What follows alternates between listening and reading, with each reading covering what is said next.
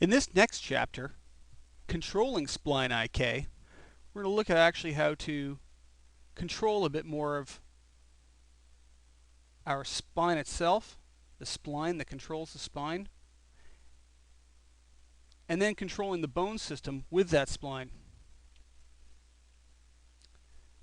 To further look at how we're controlling the spline, you'll actually find that there's a sweet spot in every character as to where these two objects should be to control the flex in the middle of the back, as well as the orientation, the constraint values for the position constraint on these two objects. Show you what I mean. I'll take these two and unlink them. Move this object, say, to about here somewhere, and then relink our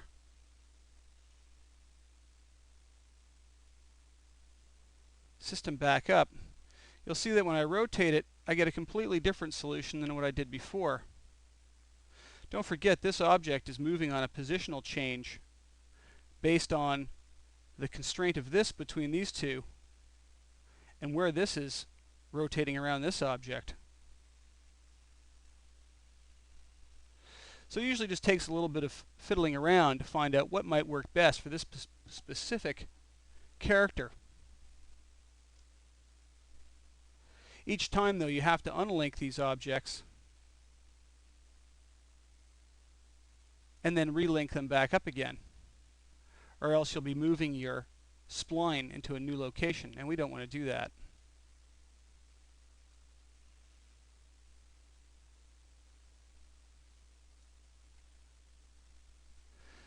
Find whatever works best for your character, because every character is going to be different. In this case, this seems to be working pretty good now. We could have also added another vertex in the spline down here, so that this one, when rotated, would have pulled the tailbone out a little bit. I haven't done it in this case, just to keep it simpler, so that we're not having to mess with too many point helpers. It might just make it confusing for this demonstration. Just about anything is possible, though.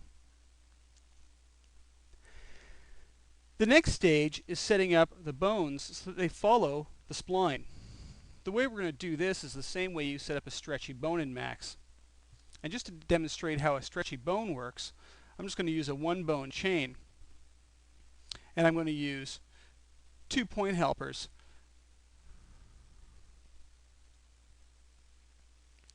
The way it works is this. So you take the first bone in the chain and you position constrain it to the first point helper. You take the child bone and you position constrain it to the second point helper, and you'll notice it's actually broken the chain. When I move this point helper, you'll notice that the bone is changing length, but it's not pointing at the helper or at its root bone or its child bone like it's supposed to. To get around this, I'm going to simply apply a look at constraint and have it look at that second point helper as well. Now you have a stretchy bone set up that you could use for just about anything, including muscles. You pick the bone and open your bone tools under animation, character bone tools. You can even change the properties of the bone and make it squash so that it squashes and stretches.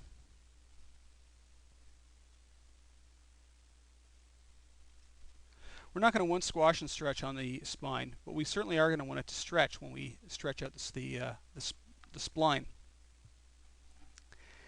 To take that procedure now, we're going to make it a little different. We're going to use more point helpers.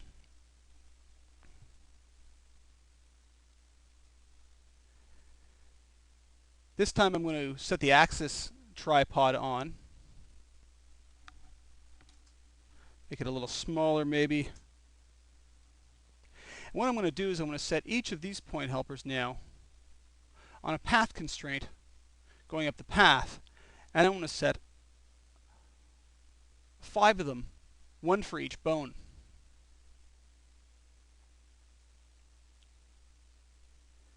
Go to my constraints, path constraint, constrain the first one, the very base. If you'll notice, the first thing that Max does is it animates the path constraint. I'm going to go and kill the animation on it so that we have no animation on the spine. Then I'm going to make copies of it to approximately where each bone is going to come to. The last helper should be at 100%. Those new point helpers now will move along with the spline and stretch with it.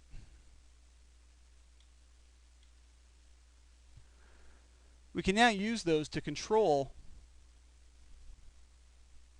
the stretch of the spline, the bones on the spline. Using the exact same system I showed you with the one bone chain for a stretchy bone, I'm going to do this with this whole chain. So starting with the root, constraints, position constrain it. I'm then going to make it, just going to go all the way up the whole chain and position constrain each one and not worry that the bones will come apart on me a bit. Oops. Position constraint.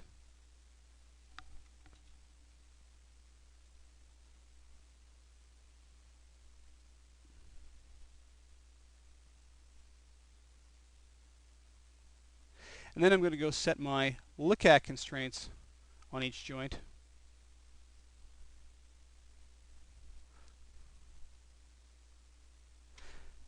And you'll notice that it spins and flips around.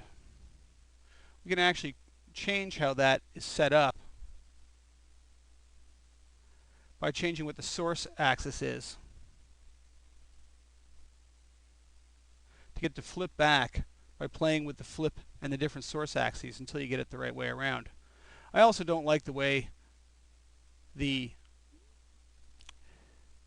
view length absolute line just kind of goes on forever, so I tend to turn it off completely. I turn down the length and I turn off it entirely. To the next one, and it's flipping the wrong way around again, so I'm going to change it to Y and flip.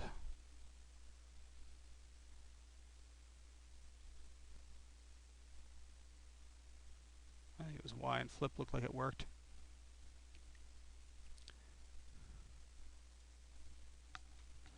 Next one in the chain,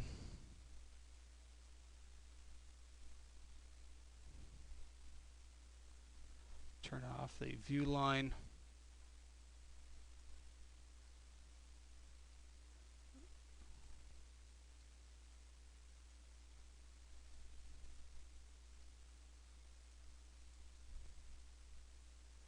And I can set it the same again if I like. So now what you have is you have a set of bones that are position constrained to each of the point helpers that are along the path. And they are also looking down the chain to each one. Now when I pull and adjust the spline, you can see that the bones themselves are actually moving with it. And they will actually stretch as the spline gets longer as well.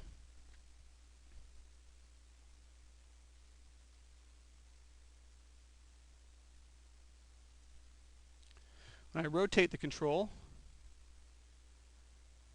it'll rotate, bend, and flex the bone chain as well.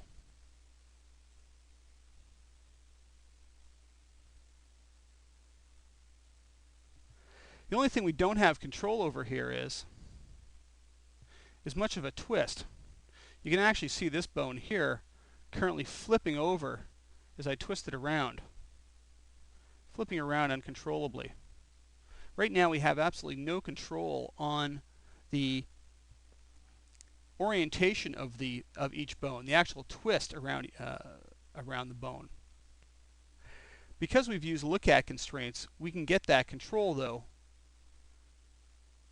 by setting an up node. Right now it's set to world, which is very much what a camera is set to. As the camera finally points down in the scene, it'll flip over to try and keep itself up the right way. This means that we're going to have bones flipping all over the place as they go from one axis to another through world space. What we need to do is we need to actually set an up node, a specific thing for it to look at, so that it doesn't do that.